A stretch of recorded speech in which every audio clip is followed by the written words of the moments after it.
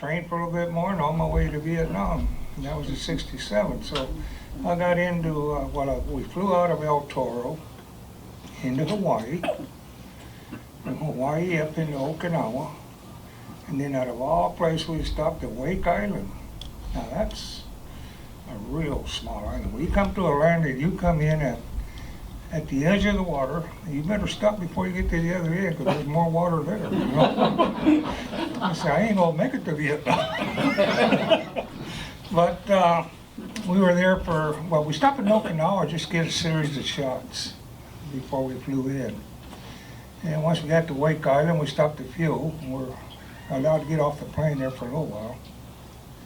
And from there, we went up to, they flew us into Da Nang. I was in Da Nang. And then there, they sent me to the unit, which is the 1st Battalion, 26th Marines, 3rd Marine Division in Khe Sanh. So I spent my time in Khe Sanh all the time that I was in Vietnam. Okay. Carlos? Oh, those waters are for you, too. Oh, thank you.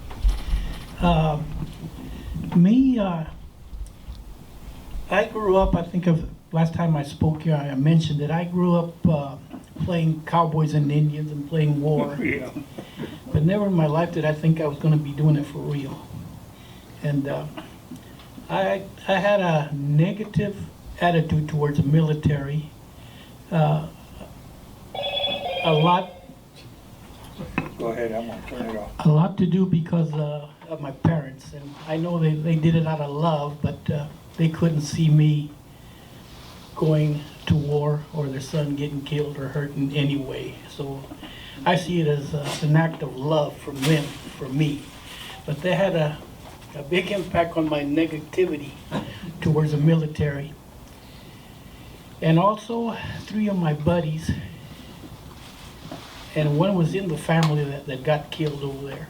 And I got to go to their funerals. I saw their bodies. And one happened to be my brother-in-law's brother. And he also went to the same school that Jesse and I went to. So, Perfecto? yes, perfecto.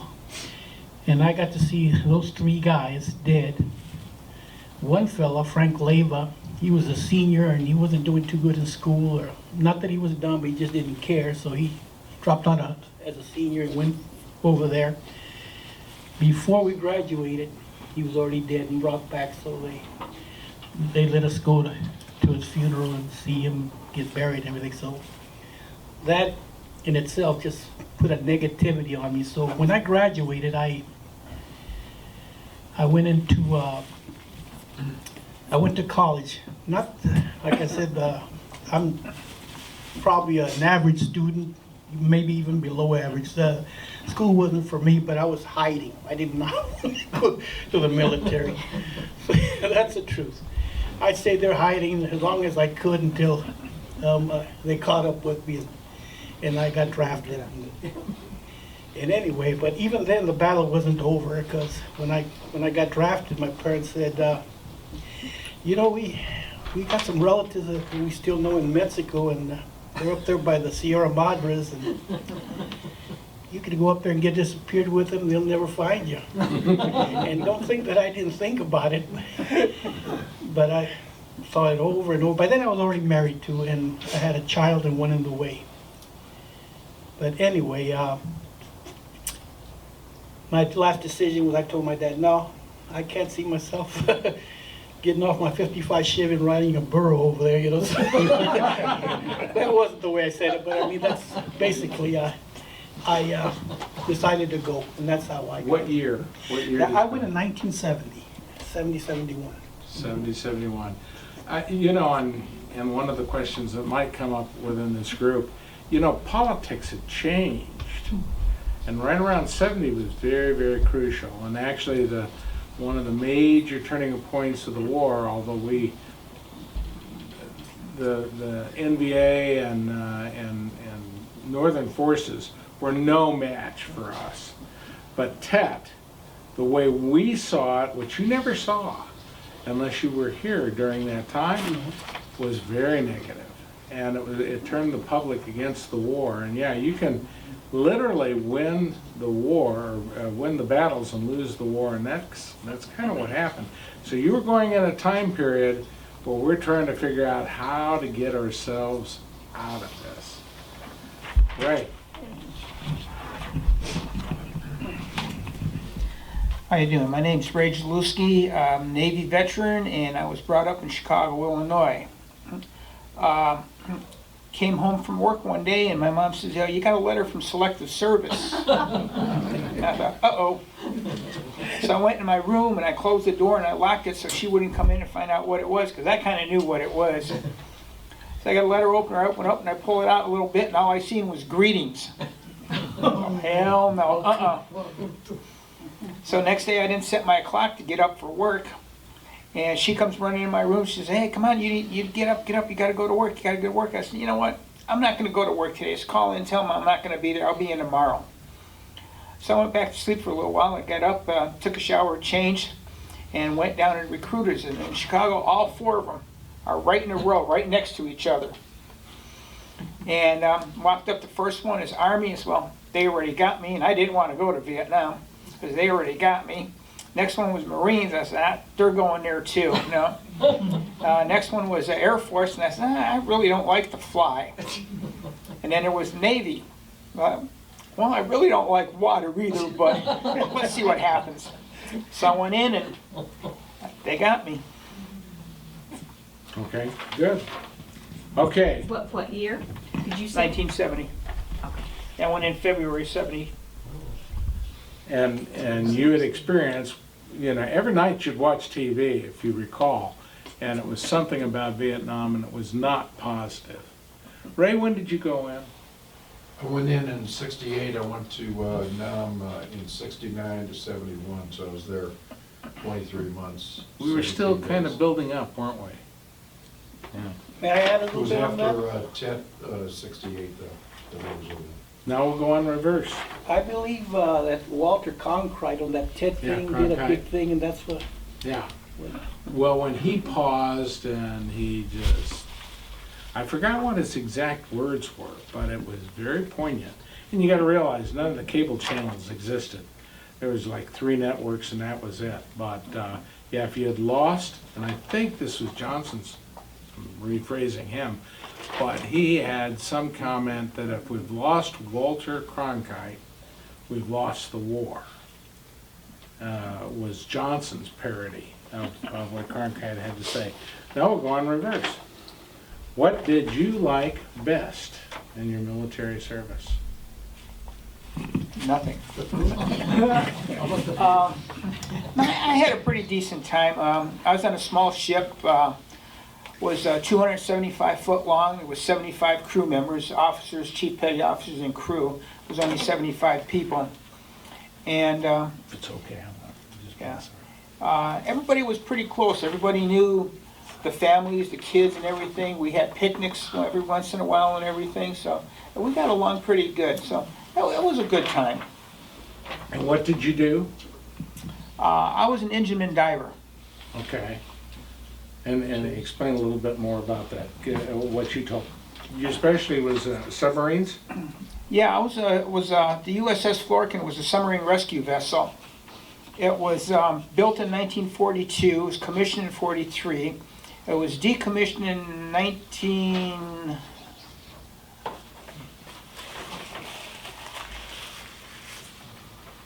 I don't remember what year it was decommissioned. 1999, and it's in dry dock up in Hawaii. And forgot my train of thought now. Oh, well, you were a diver. Oh yeah, I was a diver, and I was. They put me on board ship after I got out of engineman school. I spent about 2 weeks shore duty in Great Lakes, Illinois, and they sent me out to San Diego. They put me on a submarine rescue vessel. And I was on there about 2 or 3 weeks, and Chief Master Diver comes up and he says, want to go to diving school? I said, yeah, sure, sounds like fun. I thought it was going to be scuba diving. And get to school, And it was hard hat diving. And how much does that suit weigh? The suit weighs 575 pounds. Like a spacesuit. Yeah. The helmet alone is around 50 pounds. And he And brings that to car shows every once in a while. yeah, I have the helmet and the chest plate. I have one of them. And yeah, it was pretty interesting. So, Carlos? rivers, ocean. Yeah, submarines. There's a diving bell, we'll get more into it. There's a diving bell that they're in, actually marries up exactly with the hatch, to open the hatch. After the scare and everything, and I finally surrendered, I went to boot camp in Fort Lewis, Washington, and I still had that big fear in me.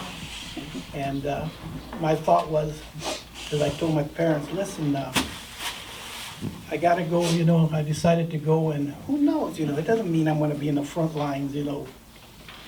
They might make a cook out of me, you know, that was my, that was my hope, or something like that, supply or something, you know, so it's not over yet, you know, so I had that fear in me. And so then after basic, they started announcing where everybody was going, you know, either you were in supply or you were in armor or whatever. They started calling out the names and everything. Down to the point there was only 10 of us left. And then they got, the first sergeant looked, he got a big smile on his face, he says, and the rest of you who didn't get called, you're 11 Bravo. And, oh man, my heart just fell, you know. That's infantry. This is a ranger school, correct? No, not Ranger, just Wasn't that there? no, that was after AIT infantry training. Okay, That was after basic, that's where they're gonna send me to infantry training. okay, And, gotcha.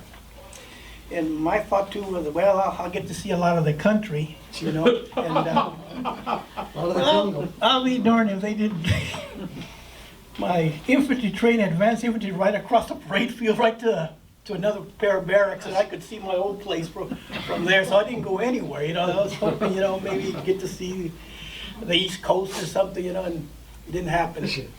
So then the bad part was telling my parents that, well, you know, I got the worst of the worst, you know, and to me it was the worst. Some guys wanted to go infantry, but not me. But well, the fact that I had 2 kids and I was already married too. But anyway, the best part, once all the scare got over and I got cursed, I accepted where I was going to go and what I was going to do. And I can't say that it was all bad, because you meet friends there and you do have good times, even out in the bush, you know, you gotta last sometime, you know what I'm saying? And, but the best part of my tour there was when the last month they pulled me out of the field, put me in a fire base, still out there, but in a fire base, and that was like a step coming back to the United States and maybe a chance to live, is the way I saw it. Right. And that was the best moment in my life, knowing that I had a chance to stay alive and be back.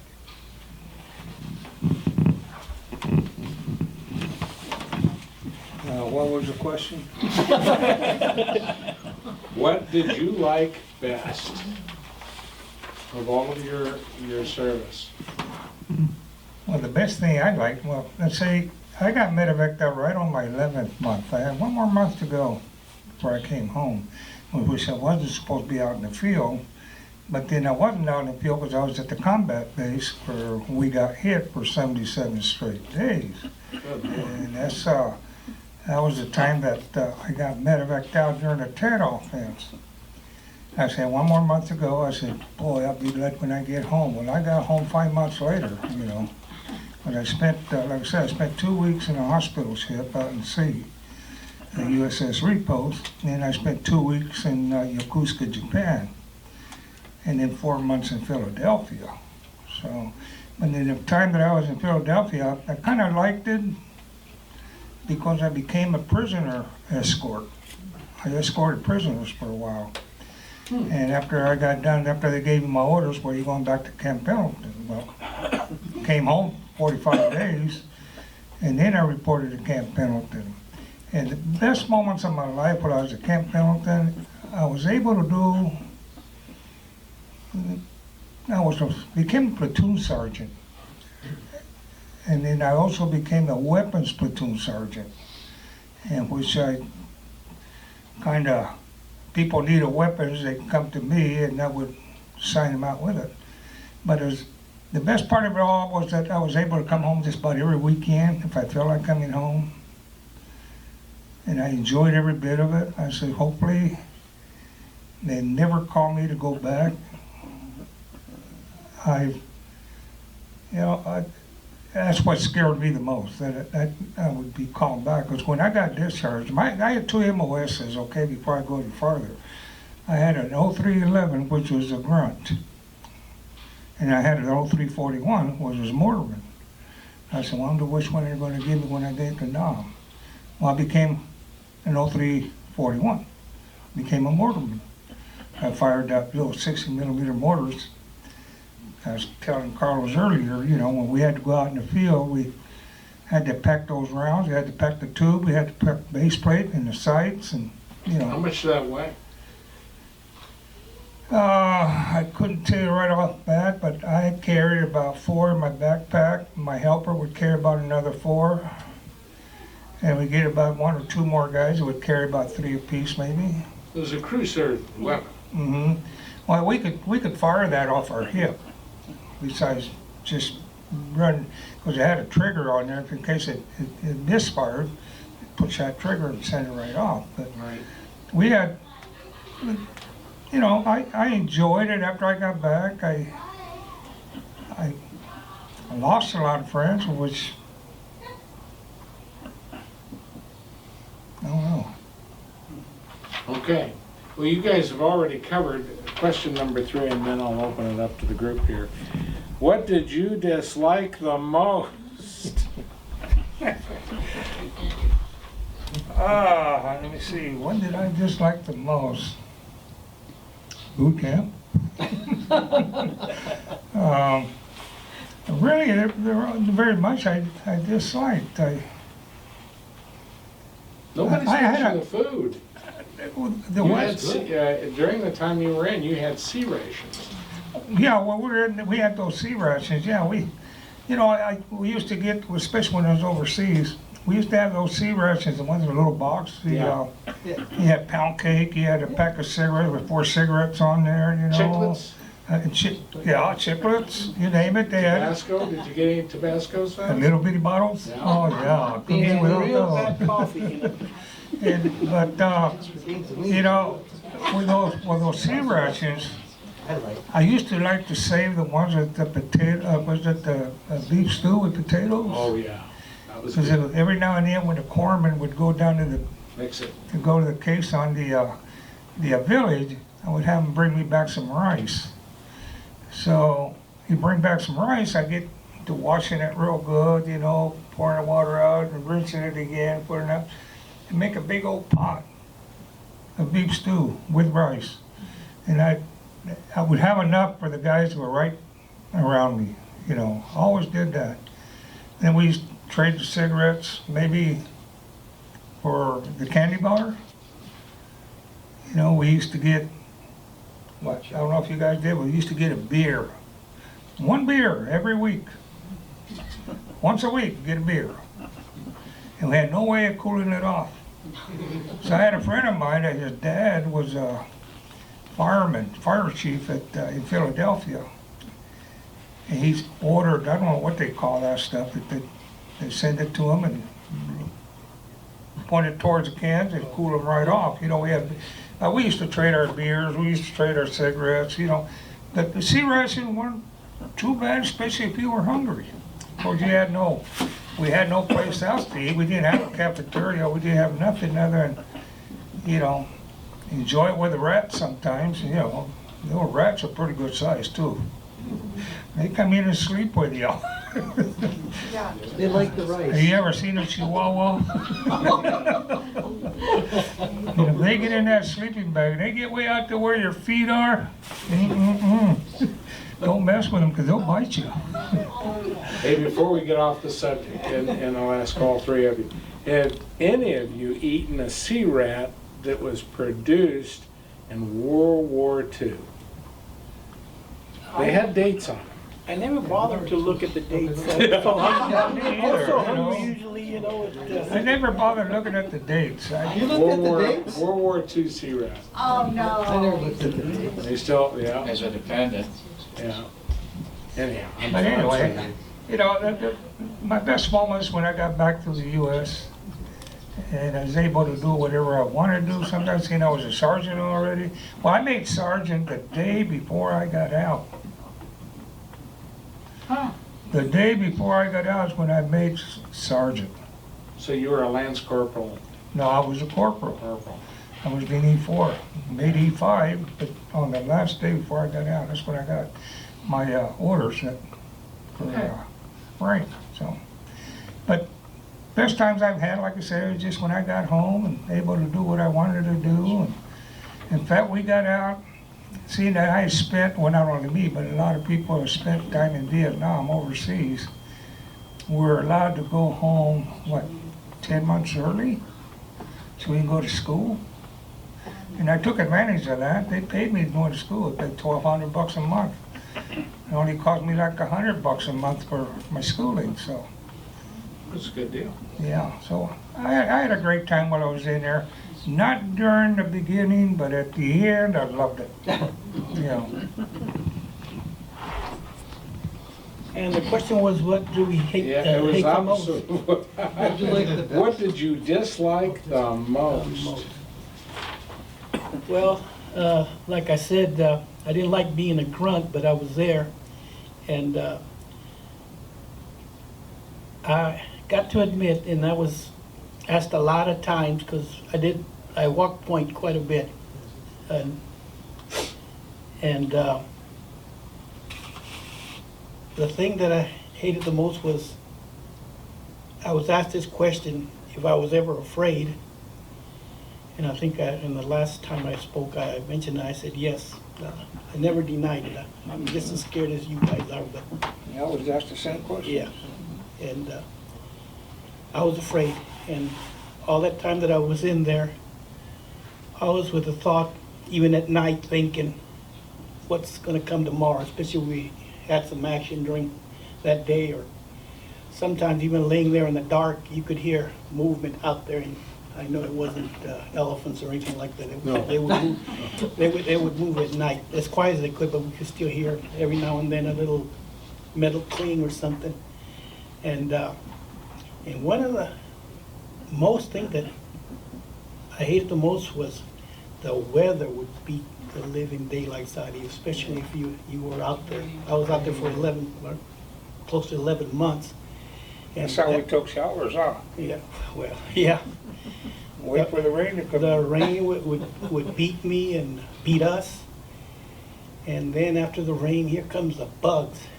And they would have a feast. At night, I'd be laying there. I didn't have a net or anything when I first got there. You learn as you go. At night, when it's not your turn to stand watch at night, these mosquitoes would start coming, and you could hear those things. I mean, they were huge. I'm sure you heard stories of them. I was out there, and they would come in. It'll come. Oh God! It sounded like Pick you up and take you Yeah. to the enemy, huh? and you'd be doing this, all night long, and you had bug juice and stuff, and Yeah.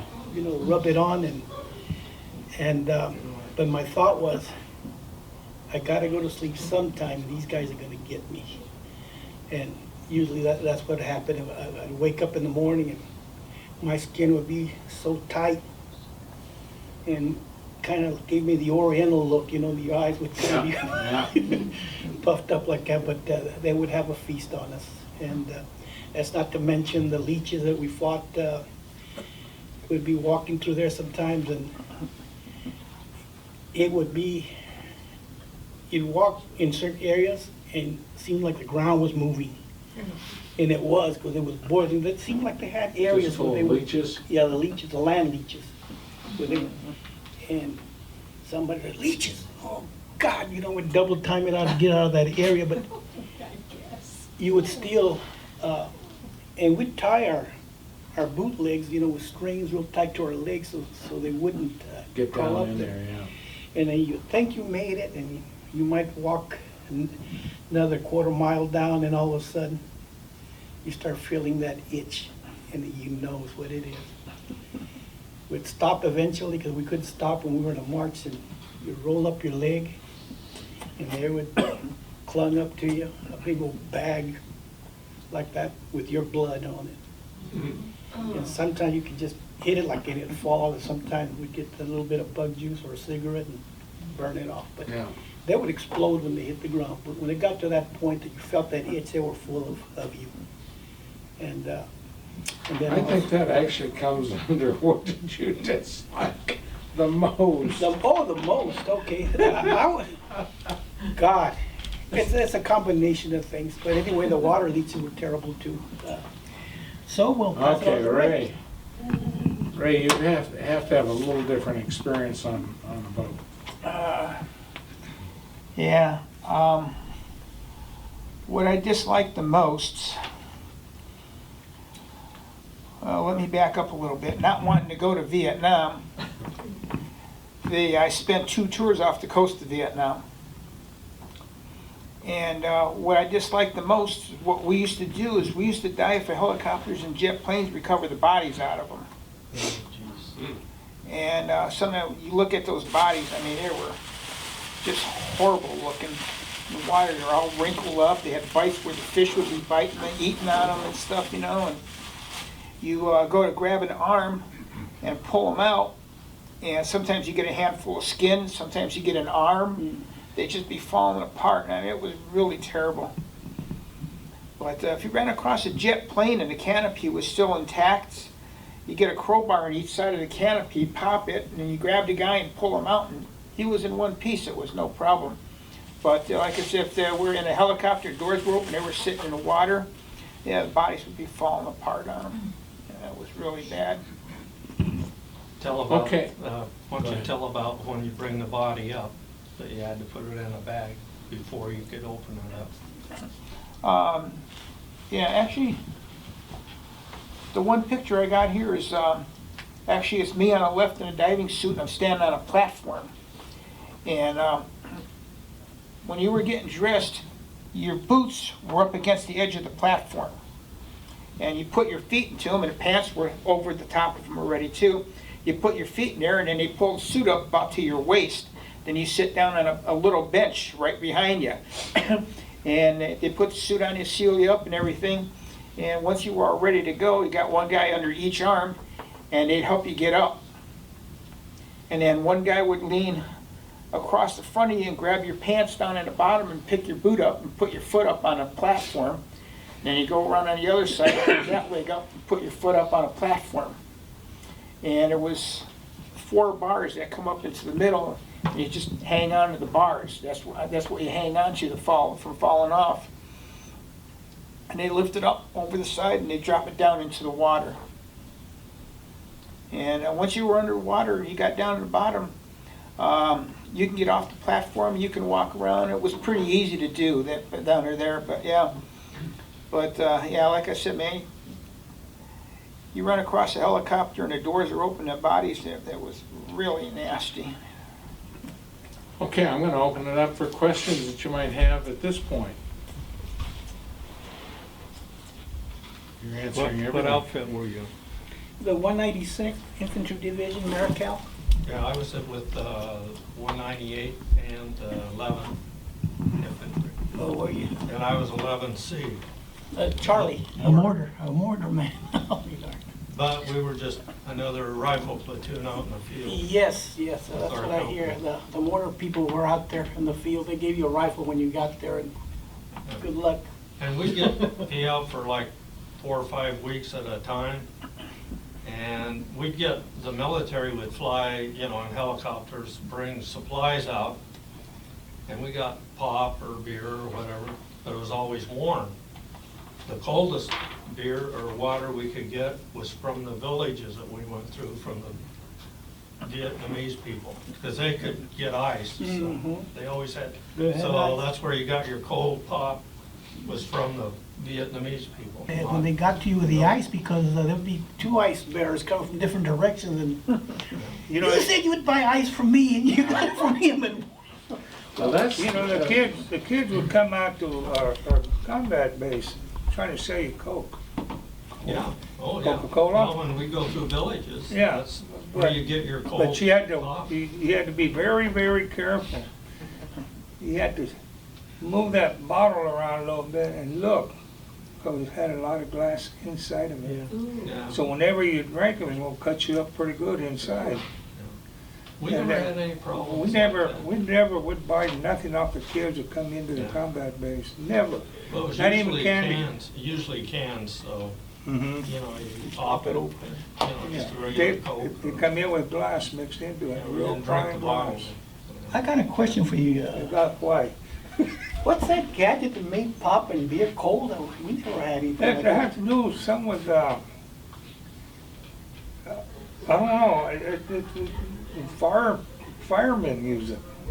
To make, did it throw something out, or what? Yeah, it makes that beer nice and cold. Wasn't it a little bottle and it had a little plunger on it to freeze them like, I don't know how small because the that, medics had them. yeah, Because Oh, we'd for- take and squirt some in the back and pretty soon they'd, because yeah, You it just freeze could be immediately. close to that. it's for like stitching, so you'd freeze that and stitch it. Yeah. Liquid nitrogen. Yeah, I imagine they used it on Yeah, the but might have been it something was like getting that. nice and cold. Ray might have an answer for that. I think it was liquid hydrogen. Liquid hydrogen? Nitrogen. Nitrogen. Nitrogen is where Oh, it's my darn. Yeah. But you know what, if you get those cans of dust off your computer, it's kind of the same principle. That Oh, stuff is really cold. I see. I was wondering how this, we should have had some of that. Well- I gotta, yes. Oh, go ahead. I'm just gonna stand over here and then, When I was working in the field, now, this might sound like a story to you, but I saw it. It's short, I won't take a lot of time. Okay. But we were real hot working, hoeing cotton and things like that, and I saw this woman. They brought hot pop to us around about the middle of the day, it was real hot, and she put them like that. And she put her hands on there and closed her eyes, and that pop got cold. Now, that woman's a witch or what, I don't know, but I was there and I touched the cans before we distributed That them, is and they were weird. They were cold. They weren't freezing cold, but they were, the can was cold. So she was no longer your girlfriend after that No. occurred? No, Should've brought true back story, I'm Arizona. not making this up. I saw it with my own eyes. And I enjoyed the cold pop. You mentioned, you mentioned when you were shooting those guns, you had a helper. Do you mean an American or Vietnamese guy? No, Americans. That's what I thought. Americans, no, But- we weren't allowed to have Vietnamese as our helpers. No, that's a no-no. I mean, we had them up in the front lines, that we had our combat base, and up around the perimeter, we had Vietnamese, the Vietnamese army that took care of us also. If anybody's gonna get hit, they were gonna get hit first. See, so we were across this side of the line, so we had quite a bit of a battle.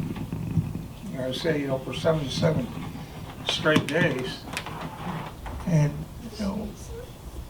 what was it? About 2,000 of us in that base, comparing, I guess, to 20,000 of them, and we never got overrun. We were waiting to get overrun, but never got overrun. I give thanks to the Air Force on that. They napalmed the hell out of them, and that's a lot of barbecue. It's, no, we didn't. Unless, our officer might have hired Vietnamese to get their locations or their sleeping quarters cleaned or something like that, but us, we weren't allowed to have them. That was the other part of my question, what you all thought of the Vietnamese people and as an army. or a Navy? Or That's number 5. Did you read my list? But that's good. She's walking right into it. What surprised you most about Vietnam and its people? Run that by me again now. What surprised you the most about Vietnam and its people? And you probably never traveled, and really Vietnam and back in those time periods outside of parts of Saigon were pretty much a third world country. The only travel I'd done was when I went on R&R, and I went to Bangkok, Thailand. But on the Vietnamese people, I couldn't tell you much because really didn't associate much with them. Okay. And then you, just like anywhere else, you know, you got a few of them are probably good people and some of them are bad people. And some of them were both. And some of them are both. They'll try and get you any way they can. But I never, you know, I can't answer that question very well because I've never associated with them. Okay. Carlos? I associated with really one that was he's in one of these pictures here. He was what they called, Kit Carson, is that what they called him, or something like I that? don't know, you told me it was Yeah. Kit Carson. Yeah, Kit Carson, Right there. that little bitty guy right there. They're all little bitty anyway. And every platoon out there in the field had one, and they knew the country, and plus they were like the interpreter. You know, like, that guy could speak English about as good as we could.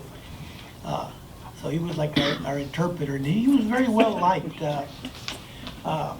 He loved to play cards, and I think he took a lot of money from the GIs there. He was good. But anyway, he was a real likable guy.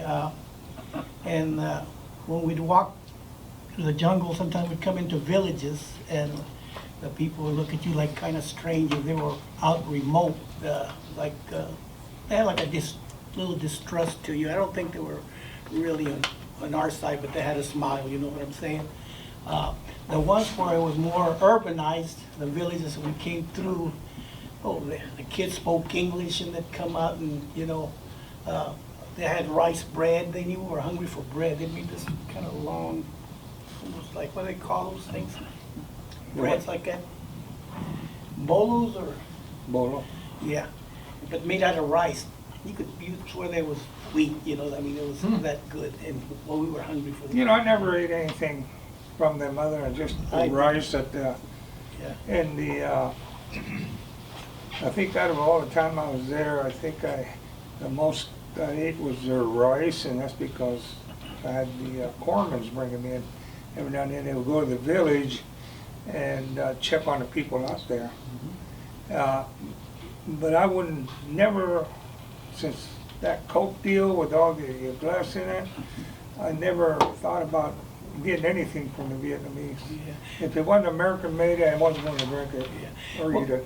That was about the size of it, being out in the field that we get that bread, because when you're out in the field and you don't have bread, you know, they could have gave us fried dog and we'll probably eat it, you know what I'm saying? I mean, we you know, eating rations all the time, and it was good stuff, but the people, like I said, some smiled at you, but you could tell that it wasn't the ones especially out in the rural areas. They were not like genuine, like they were more like in the urban. They were more like used to Americans, and they were really, really friendly. Tell them what kind of furniture they had in these hooches. They didn't have it. No furniture. They just, Palms on top of sticks. you know. Palms on top of sticks. Yeah. And That's they one of my slept on the helpers. He got killed. bamboo. He got killed, I think, That was their home. That was their, and their stove was a dirt. about a week or two before the tet-off was. That was my helper. And you never saw any cars. No, Military vehicle, no cars, no cars at all. no cars. The strange thing that we'd run into sometimes, we ran into a mama-san out in the middle of nowhere, sitting by herself there. And our patrol came through there and found her. She was cooking rice and some kind of black tea or something like that. And of course, the interrogator, Tay there. And she said, You seen VC, Grandma? No VC, no see me. But I was thinking, she must have a relative or a son out there because why would she be out there in the jungle by herself, sitting on the trail under a little, you know, palm leaves and little few poles. But that's my contact with them. Okay, it's about what surprised you most about Vietnam and its people. I know. I just repeated the question. Didn't actually deal with any of the Vietnamese people at all. Talking about putting foot on soil, I actually did get to step on Vietnam soil with my one leg. My right leg got to touch the soil. Old man was going for orders, and we went to shore, and the bosun mate didn't get the boat close enough to the dock. So I just stepped over to the dock and I pulled the boat over closer to so the old man can get out. That's the closest I ever got to soil of Vietnam. Good for you. Okay, now this one you should have no problem with.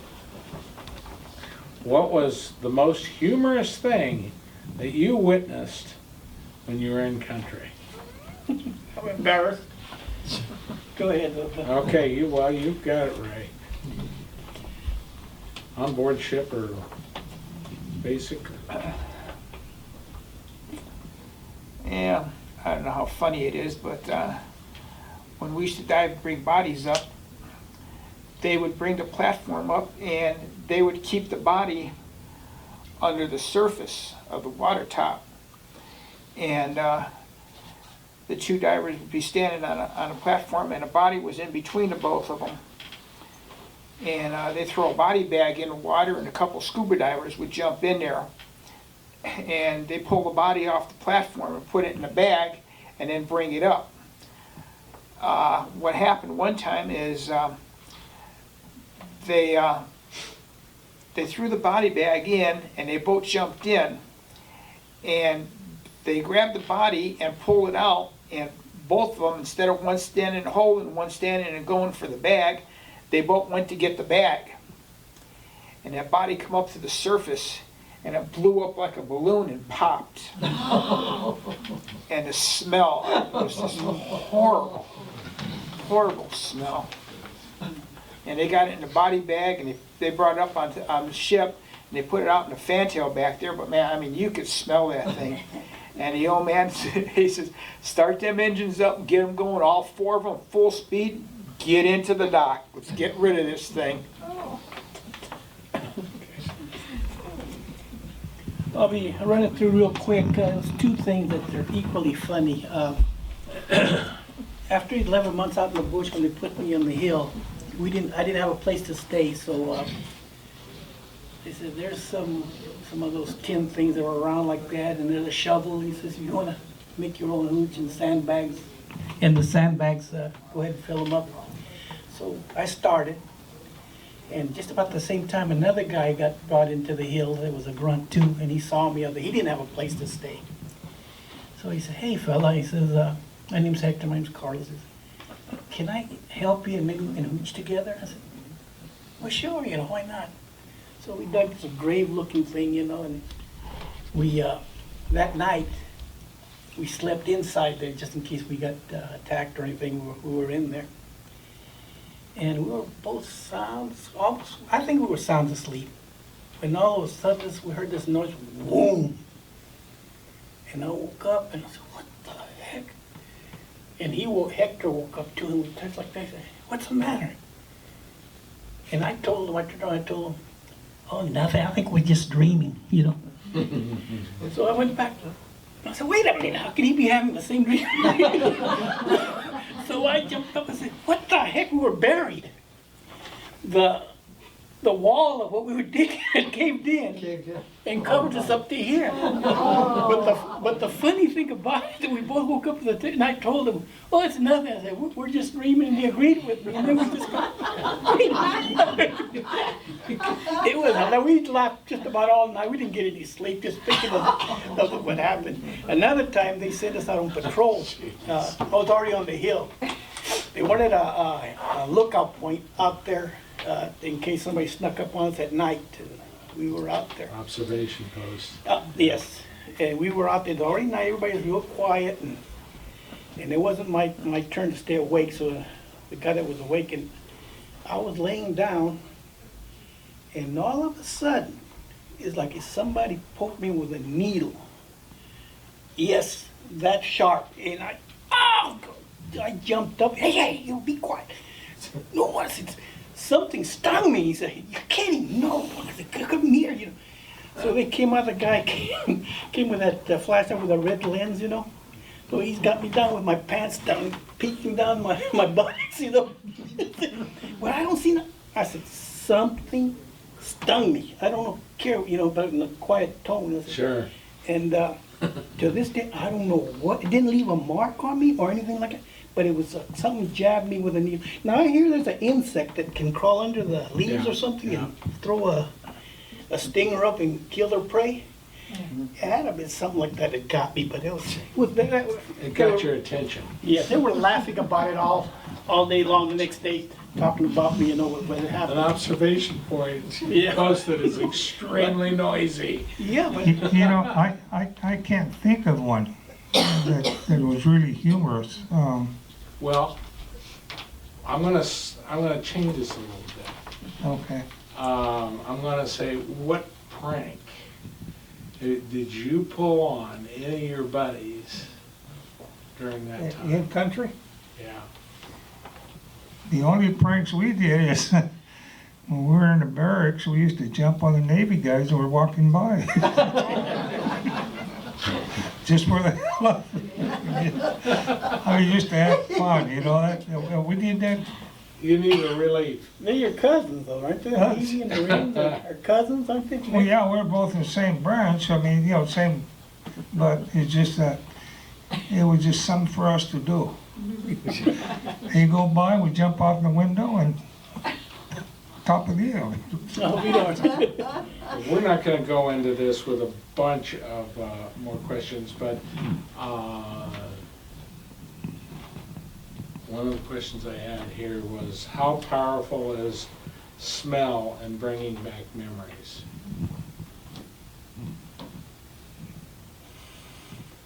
Are there certain smells, without getting into details, are there certain smells that just trigger you and throw you right back into where you were? Mm.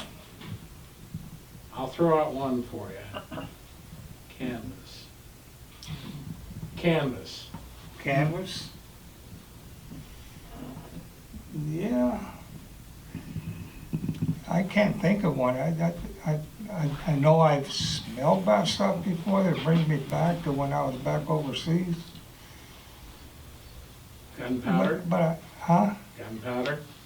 Gunpowder's one of them, yeah, but, Without getting into I any more hardly- detail on the yeah. Navy part, but burnt hair. yeah, so, no, I hardly ever, I don't fire weapons anymore, it's just simple as that, I'm tired of them. Yeah. You know, so I can't really say, hey, I fire a lot that I get that smell that brings me back to Vietnam, you know. The only thing that brings me back to Vietnam is usually the dreams I have, you know, like I was back in there, but other than that, on the smell, I couldn't tell you, because I don't know. Do you still have dreams, flashbacks? Yes, sir, I do. Okay. Yes, sir, I do. I got that Carlos? PTSD, along with Agent Orange and taking toll on me already, and so. And what do you want? Oh, you through? I think I was. With me, while back, many years back, I was, got into hunting with my nephews and my brothers and stuff like that, and the smell of wet foliage. Wet foliage got to me, yeah. We separated. Is it pretty much the same, whether you're in country or here or anywhere else? Well, over there, the foliage, since it got so much water and so much rain, it had like a rotten smell to it. Sometimes your boots would hit some kind of root or something when you're on that foliage and stuff. Fermenting? And they would throw a smell like something rotting in the Yeah. water. You understand what I'm saying? The rice paddies. Yes. And that, I didn't get exact that feeling, but I was on the trail where there was a lot of foliage and it was green, and I was working my way, pushing brush out, and I got this horrible feeling inside. I can't, can't quite explain what it was, but it was had to been a flashback or something, because there was no reason for me to get like that, just walking through that deep foliage, Sure. and I couldn't Okay. really get out of there. But Dead bodies too. pardon? Dead bodies too. Smell, certain smells.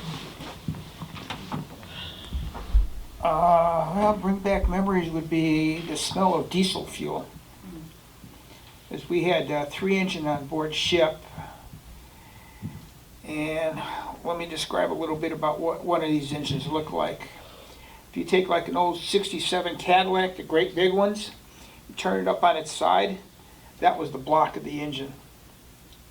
Then you had the heads on top of them were about 2 foot tall, and then you had the pan sat on top, which was about 1 foot or 2 foot tall. And underneath the engine, you had an oil pan down there, which was about 4 or 5 foot deep under the engine. So, I mean, these things were humongous. And they were 6 cylinders. Huge. Yeah. Yeah, but every time I smell it, I think of convoys, Yeah. military convoys, because predominantly what we had were deuces. Every time you'd line them up, you could smell them from a mile away.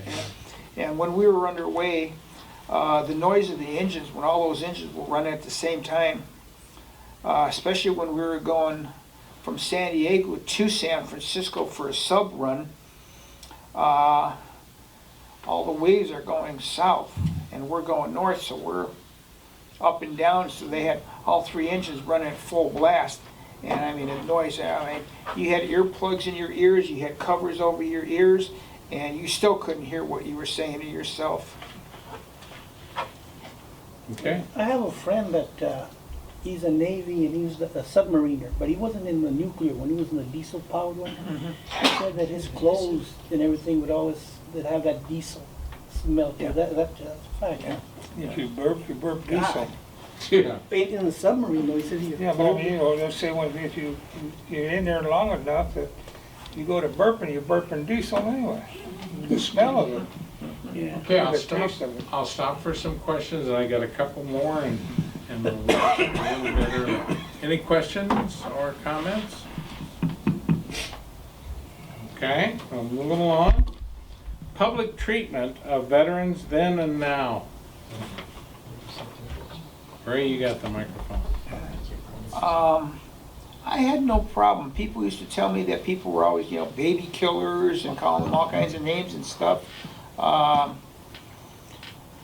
When I went on leave and went back to Chicago, I had no problems. Nobody said nothing to me or anything about that. My friends kind of thanked me for doing my service and stuff like that, but never had any problems with anybody saying anything negative to me. It's good. What year was that? When you got out, what year was it? 72, 73. See, that has a lot to do with it. The early ones were really affected. Yeah, particularly after, I can tell you when the big change was, the first Gulf War. And I was serving under you, oh yeah, because overnight, you couldn't go in place your uniform, people hated you. When that first Gulf War started, you'd go in someplace in your uniform and you'd have drinks in front of you, have food in front of you, and nobody'd say who bought it. They said somebody wanted to buy it, supper. I said that was when I thought the big, huge change from when during the Vietnam War. okay. Carlos? Now, everybody in my family was glad to see me back, and they could tell there was a lot of love and everything like that. But some of the more distant relatives and stuff, they would ask you questions, and I never answered until this day. I will not answer it. How many guys did you? I don't get into that, and I found that very irritating, and just don't get, that was, it was a real negative thing when a few would ask that. Sure. But anyway, That's not one of the questions. that's just not, pardon? It's not one of the questions. Was that their intention to irritate you, or they were just awkward and asking They that were question? awkward. Just curious. Awkward. So it was good they were relating to you, or would it have been better just to? It was in conversation, even one of my own kids. Yeah. We were on a one-to-one talking, just talking, and we got into that, and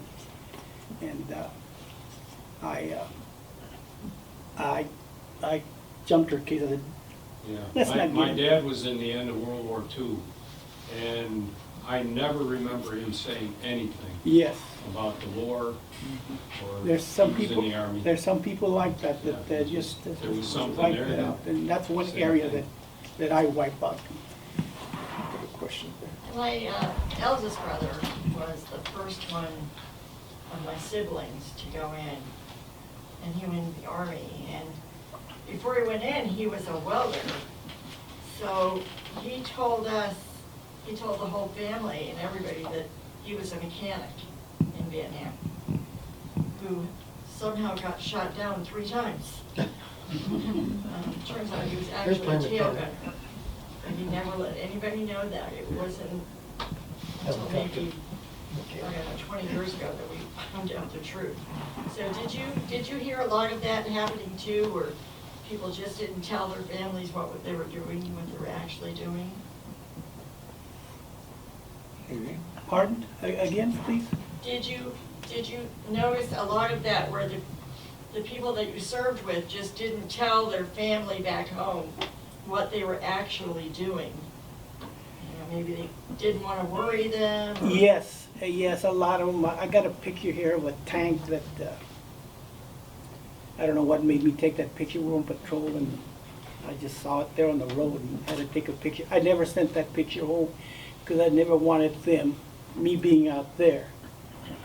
to see, Oh, because they would associate the Yeah, picture with, Exactly. he's right in the line of fire. Exactly. But a lot of them, yeah, and a lot of them do like to talk about that, whether they're telling the truth or not, I don't know. But a lot of people they wear that as a badge or something. People don't understand anyway. If you tell them something, they don't understand what you're saying anyway. Had to be there. They weren't there. They weren't there, yeah. But that's a question they shouldn't be. It's, One more quick little thing of fun. I was going home on leave. Got off the airplane and walked out, and I see my mother standing there. And I walked up, and I mean, face to face, right in front of her. And she's looking over my shoulders, Says, "What are you looking for?" She said, "I'm looking for my son." I says, "Mom, it's me." Yeah, she didn't even recognize me. Why? I guess the short hair, No hair. lost a lot of weight and stuff, yeah. Yeah, she didn't even recognize me. And something else. Me, I never, when I was smarter than the average bear. When I came home, I flew home, I wasn't wearing my uniform. Because I've heard a lot about what was going on and how they spit on you. Yep. So I said, well, I ain't wearing my uniform, so I wore my regular street clothes, But the questions I've been asked, what was the purpose of you being there? Or how many kids did you kill? I said, I'll be honest with you, I don't know, never counted, never bothered to go down there and see, but either killed or be killed. Not too long ago, out here at Cabela's. Now this really got to me. They had, I think it was the VFW, the ones that hand out those little flowers. The poppies. The little poppies, yeah. They were handing them out here at Cabela's. And one of the men, there was a little kid and his mom. So he turned around and gave that kid one of them poppies. Mama seen that, and she said, "You give that back to that man, they're nothing but baby killers." You heard, I heard that. Me, I think it was me and a friend of mine, we had gone to Cabela's. In fact, even National Guard was there. I wanted to join, they wouldn't take me because I was 1 year too old. So, but people would, I could hear people saying that, you know, it bothered me a lot. But what can you do? You can't handle the whole bunch of them by yourself. They just don't understand what we had to go through. no. Well, the thing But of it today, is- the appreciation, I think, for particularly the Vietnam vet, is much different. Oh, nowadays, yeah, you'd be surprised how many free meals I've had. Or how many hugs I've had. You know, have you run across that? You know, where women come out and say, "Excuse me, yes ma'am, can I hug you? Is your husband around?" "Don't worry about my husband, but you need a hug." "All right, I'll take one, you know. The more the merrier. Go ahead." I got one other question. This is my final question. Who of you worked with the ARVN troops, and what level of dedication from your perspective was there? Now, the ARVN troops were essentially the South It was Vietnamese. all Arvin. But we never, they were one side of the hill, we were on this side, and just, "Hello, how are you?" And they were real friendly, but that's as much contact as I had. Ray, do you have any experience with them? No, not at all. Okay. And I wouldn't expect it, Army and possibly the Marine Corps, but they were just different. And you gotta realize, particularly you got past the Tet Offensive, even before then, the government was in turmoil. You had money that was going in there, we didn't know where it was all going. It was a quagmire. It's very difficult to support a country where there's so much turmoil politically that you have no idea what's gonna go on and how it's gonna come out, and whether or not they'll even support you. Because there were, I've heard of, joint exercises where they'd go in and we'd have people trapped, particularly when we had advisors who were trying to help them. And we had people trapped, and the ARVN said, "No, we're not gonna get killed to save a couple of your special forces guys." And so they just let them be out there. And so it was up to us to try to figure out how to get them out. But if you didn't have any interface with them, you didn't have any interface. We do have a fairly good size Vietnamese populace in Arizona. And on April 30th, they always have, or the closest Sunday, they always have an event downtown Phoenix by the state capitol that it acknowledges the end of the war, which was not favorable to them. But it's kind of an interesting group. If you ever see my Jeep, the one with the hard canopy on it, the passenger side door has their signatures in a straight line up and down there. So, and they do wear their uniforms, and so it's very interesting. Okay, well, I have something for all three of you gentlemen.